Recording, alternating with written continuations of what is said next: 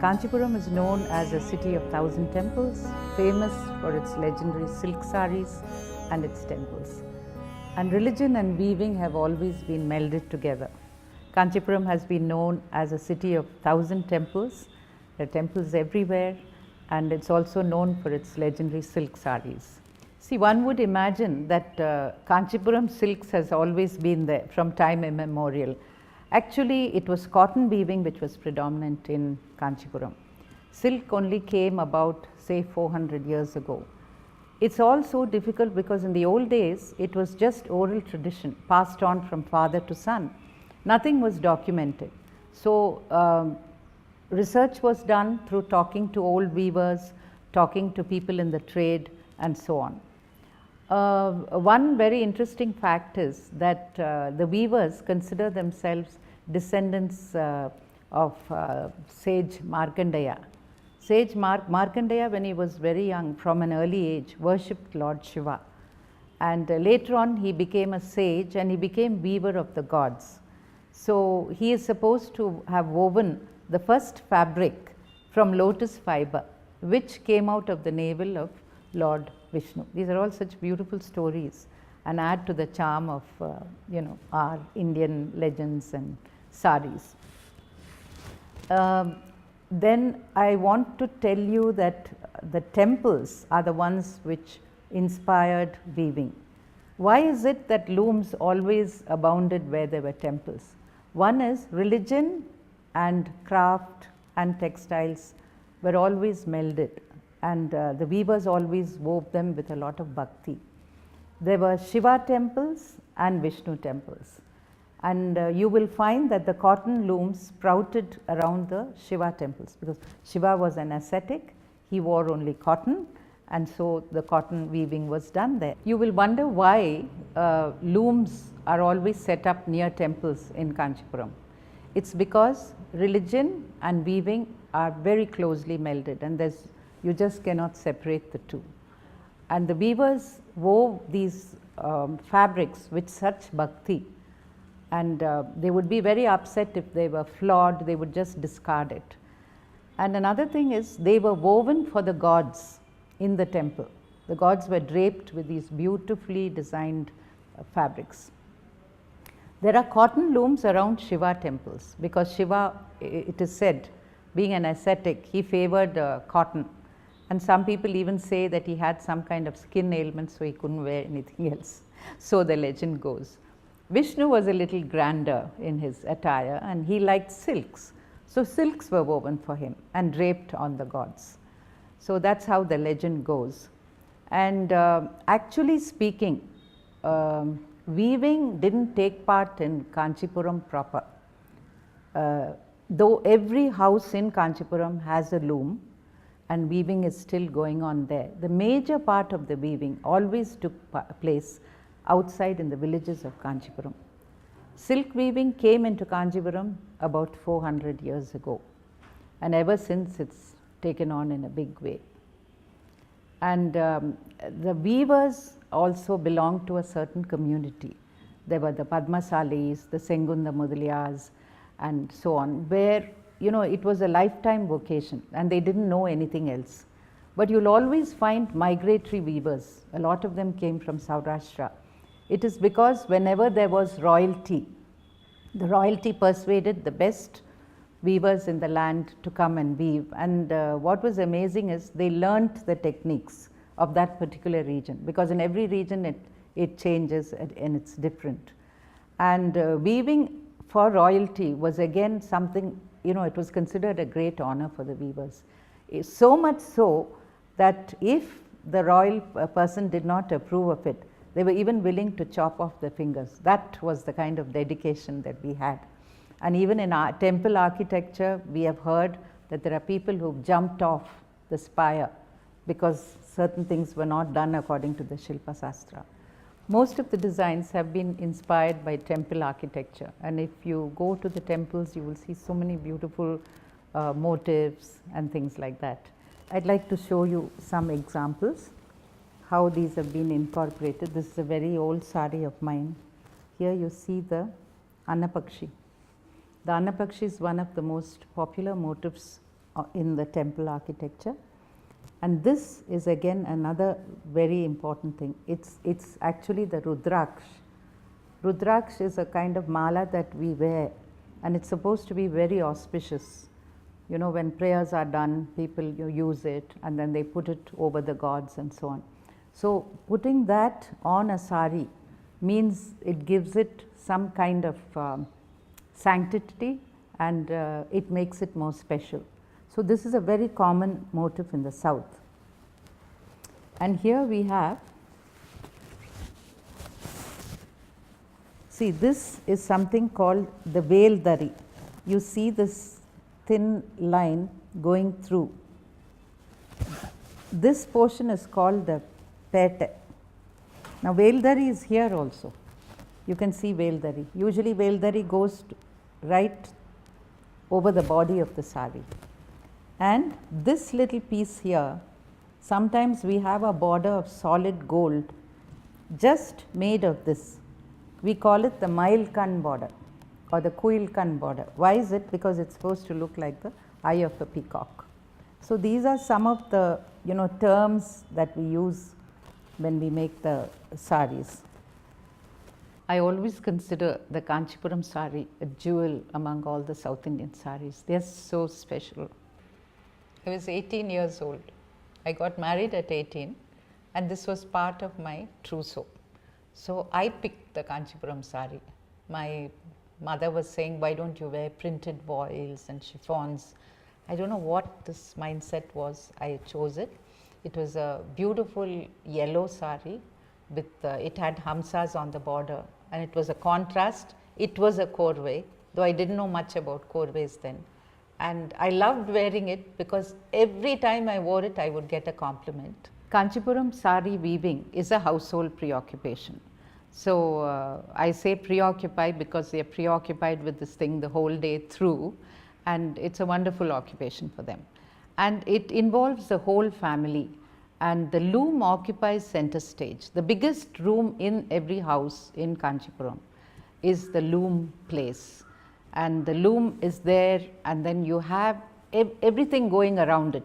The children sleep under it when it's cool, the father weaves, the women do ancillary jobs like loading the bobbins, then they start preparing the weft. Some women work at night, and the women don't weave generally. It's only now that weaver women, you see weaver women because they are training them.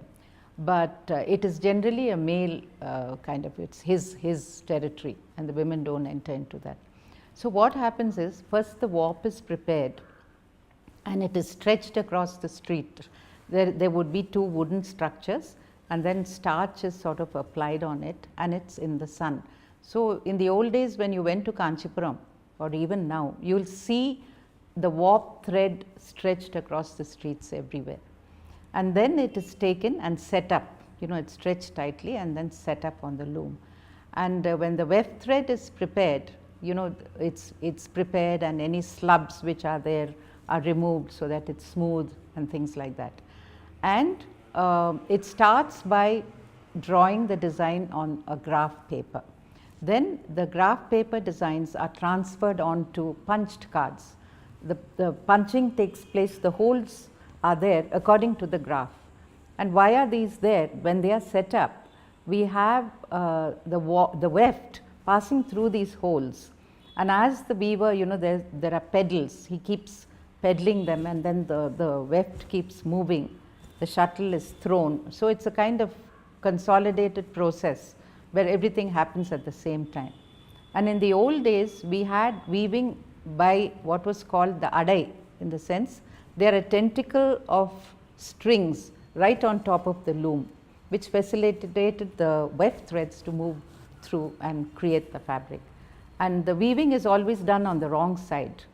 So when the man wanted to know whether the design was coming out right, there was always a mirror which he held underneath, and then he checked to see whether it was okay. And even setting up a loom takes a long time. It can take any time depending on the whim of the workers. Sometimes it takes 10 days, 20 days, a month, depending on how complicated the design is. And I believe the loom costs about 80,000 rupees to set up, because it requires carpentry work and so on. So, that being the case, and setting up itself is an arduous process. Once the warp threads are put in, a warp thread usually is about 22.5 meters. We want the thread to be used, to completion. You can't just stop it. 22.5 meters have to be utilized with the weft thread. That is why when we weave silk sarees and say you order a silk saree, we say please order 3. If you give us a very beautiful design, they will be sold. You take one, the other 2 will be sold. Otherwise, the weaver gets loaded with 2 more sarees. So, that brings down the cost a little. If you want to change every saree and make it different, it is going to cost hell of a lot, and it will take a very long time. So, that is the story of weaving the Kanchipuram saree. There are so many different techniques in weaving the Kanchipuram saree, which makes it harder and harder for present day weavers to weave. See, we had lot of things with checks, then we had these Malli Mogu designs also, where they were like little teardrops, like raindrops, which was again hard to recreate. And one other thing is, we did a lot of checks, checked sarees, and some were big squares, small squares and so on. And they were also dedicated to people who wore them. Like for instance, MS Subbalakshmi wore a saree, which was called, the blue became MS Blue, and Vijay has recreated that saree. It is really beautiful. She wore that for one of her most important kacheris. Then Rukmani Devi, Kamla Devi Chattopadhyay, Rukmani Devi Arundale, they wore sarees. So, certain sarees were named after them, and I want to show you this saree. This is a kind of checked saree, and this is called Palum Paramum checks. Sometimes the sarees were named after film stars, but that was at a much later stage. So, this sort of thing is also not very easy to weave. So, these are the things which make it so special. Like it or not, the power loom has come to stay, and unfortunately the power loom can recreate handloom saree exactly, and a lay person cannot differentiate, because it is perfect. They like it, they say it is very well woven. But I am a traditionalist, and I am lobbying for handlooms, because if we turn to power looms, which is very easy for the weavers to drift in there, because they can weave more sarees, earn more. But it hurts me, because handlooms will go into oblivion. You won't know what handlooms are. The gen next and the next gen will not know what a handloom saree is, and we will lose the craft which is so precious to our heritage. And anything done by hand should be valued. See, now you will be amazed to hear that almost all sarees, though they are handloom, we use power loom threads. We can't help it. But there are some traditionalists and purists who insist on even using the thread which is hand done. They use the wheel and do it, and that is what is khadi. A khadi saree is done that way, but we can't afford to make. So, we do compromise somewhere, and when you think of the future, yes, modern innovation, power loom has come to stay. But as I say, when you give better wages and keep this going, you offer it to a special niche of customers, and yeah, the prices will go up. You have to pay this much for a handloom saree. So, if that is worth to you, that much is worth, it is still worth the price that you pay. So, if you continue to ignore the fact that our handlooms have to be protected, we are going to lose them forever, and they will be just relegated to museum. There will be museum pieces. The younger people will look at them and gawk at them and say, oh heavens, I cannot get a saree like this. So, that is why it is so important, to continue furthering this tradition, to continue even lay people. What can the lay people do? The lay people will have to buy a handloom cotton, handloom sarees, spread the word, and above all wear sarees. What draws me to a Kanchipuram saree? Why am I so partial to it? Well, I love all the textiles in India. Every state has its own vocabulary. I love them. But I love Kanchipuram saris because I'm a South Indian. And I'm proud to be a South Indian.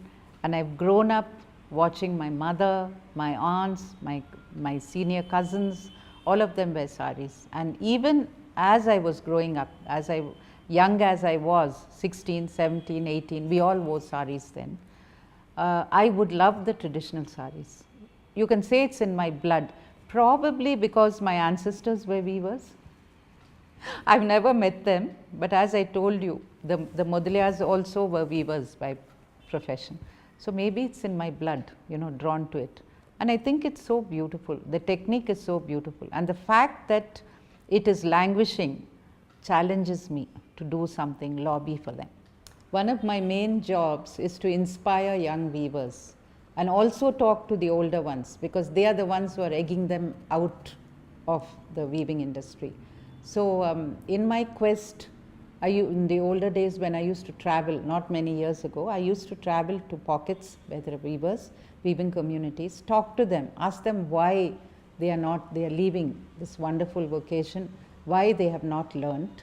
And one reason, this is very important, was the 1986 Child Labour Act, which forbade the young child who was part of the family, to engage in loom activities. All that child did was to touch the loom, pass the shuttle, because he had thin fingers and it was easy.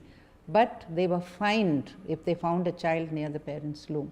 So they lost out on one extra family help, which meant they had to engage somebody. So the child never got to know what the loom was like.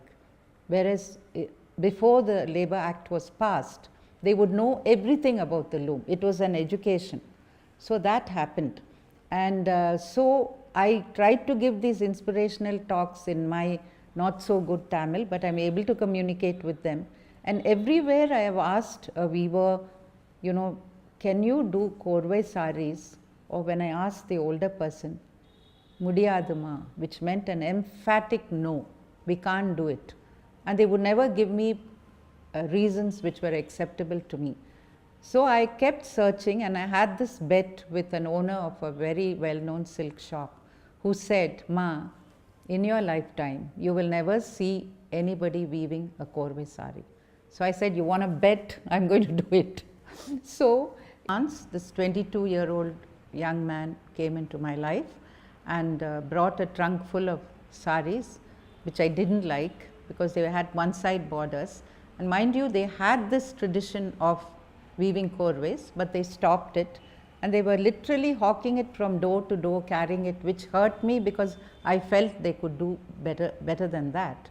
So this young man was shy, diffident, hesitant to even talk to me, probably in awe of me, and he was so hesitant, you know, to even express himself. So I encouraged him, and the first question I asked him was, "Can you weave a sari like this? Can you weave a korvai sari?" And immediately he said, "Mudiyo ma." And I was stunned. You could have knocked me down with a feather, because there was no hesitation on his part. He said yes. And initially there was so much of, you know, dependence on me. Like, I always think of him as a child who held on to his mother's pallu. It was literally like that. The shy, hesitant young man that I knew 10 years ago, he's come a long way, because I've told him no more hand holding. You have to learn. I will help you with marketing, but you have to learn. So he's become a new Vijay Ganesh from Tanjavur, who's weaving the tradition of Kanchipuram saris. He's become now mobile savvy. He's become computer savvy. He's learned to sell his saris online, put up pictures, shoot pictures, and he's also got his own label and his own website. Another thing I wanted to share with you is that after I met this young man and he said, "Yes, I can do it," I was a bit doubtful. I said, "Is he being over enthusiastic? How can one just say, yes, I'll do it?" I'm sure he's never done a korvai before. So I gave him a sample to test out, and I said, "You work on it and show it to me." I think he just took about 16 days or 20 days, that was all. So he came to me all flushed and happy, and he opened his bag and he said, "Amma, I've done it, and this is it." So it's so precious to me. He tried it out, and I thought it was a very good effort for someone unseasoned and uninitiated into this whole thing. He did the corvée, he's done the temples, but it had a lot of defects. You can see all this if you look closely. But for me, it is one of the most precious textiles I own because it marked the beginning of something, and I felt with this there's more hope. A genuine effort to bring out corvées, and I was sure that it would lead to higher efforts, and there was more hope for me.